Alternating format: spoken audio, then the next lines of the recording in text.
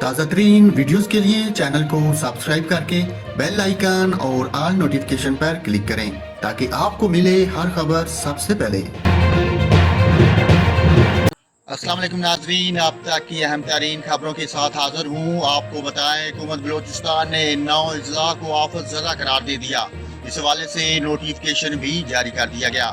Notification کے مطابق بارشوں سے ہونے والی تباہی کے باعث 9 اضلاع کو آفت زدہ قرار دیا گیا ہے۔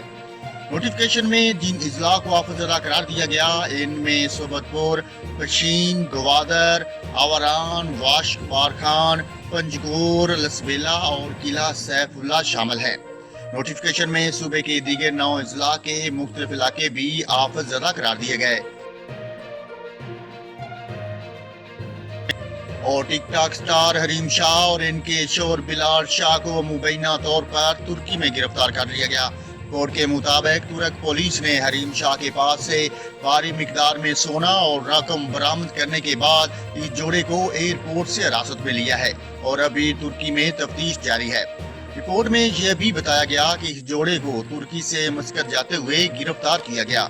اس سے پہلے رواں سال کے آغاز میں 28 جنوری کو وفاقی تحقیقاتی ایجنسی FIA نے متعدد بینکوں سے حریم شاہ کے اکاؤنٹس منجمد کرنے کو کہا تھا۔